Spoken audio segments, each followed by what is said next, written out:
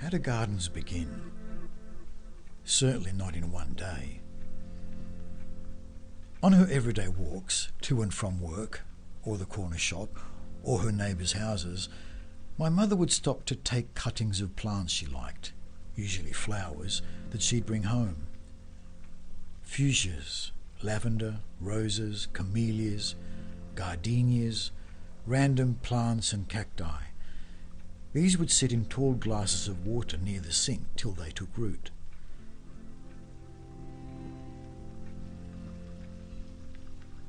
I, like my mother, have learned to walk the neighbourhood gathering clippings.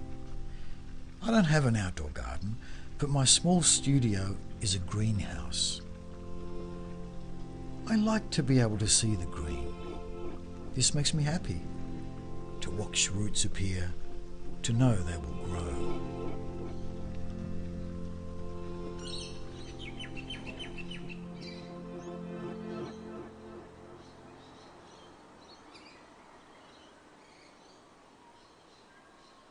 Even as a child, I knew that between these fences was a space cultivated to preserve knowledge, memory, necessity, and specific flavours. To lose their taste would be to lose a connection to one's communal self. Outside the fences was an absence of who we thought we were. Inside the fences, old seeds were planted and grew and grew.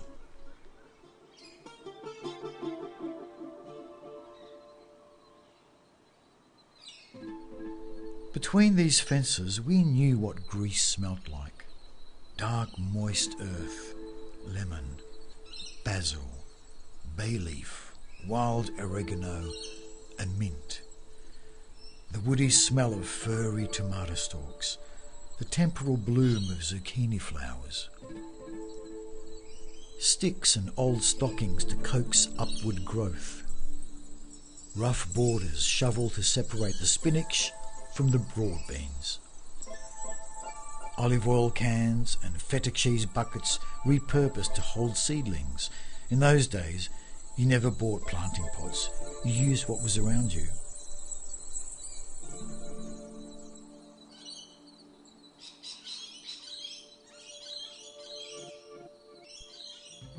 The grapevine was never there to bear fruit.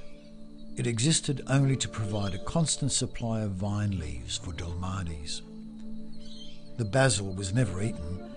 It was a sacred herb, older than the patriarchy, and when doused in water and shaken over a subject, it was a blessing. So we grew up with these superstitions. So I don't go close to the cucumbers when it's hot because they will become bitter.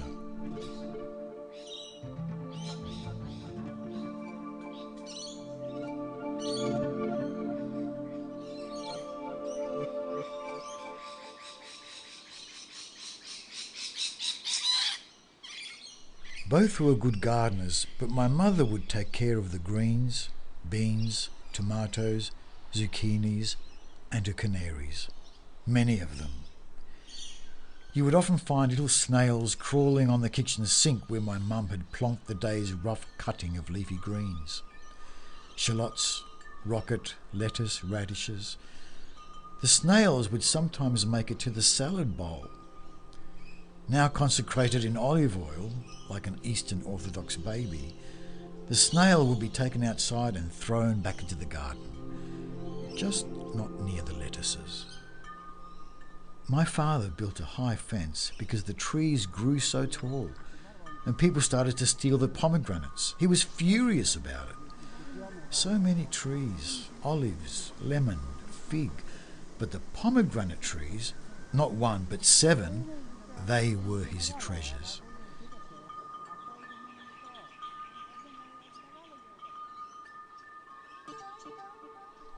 As a child, I held onto stories that were told to me, a jumble of family histories and Greek myths.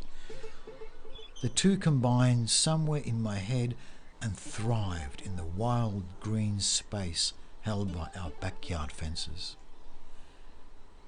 My mother's life mirrored that of Persephone, queen of the underworld. Unlike the myth, She never returned to her mother Demeter, my Yaya, after 7 months below. Somewhere in her heart, it was always winter. I was 13 when Yaya died. I wrote her a letter and went out to the garden to burn it. As the smoke wafted upwards, I believed my message was being sent. The garden seemed the only appropriate place where I could do this. When I was little, I loved to sneak out into the backyard and climb my mother's beloved fig tree. It was covered with tattered old bed sheets to protect the fruit from the birds. I'd climb to the highest branch and rip a hole in the sheets and look out at the sky. It was so crowded with stars, I was convinced they were just within reach. If I really stretched my hand, I thought I could grab one. And one summer night, I did. It tasted so sweet.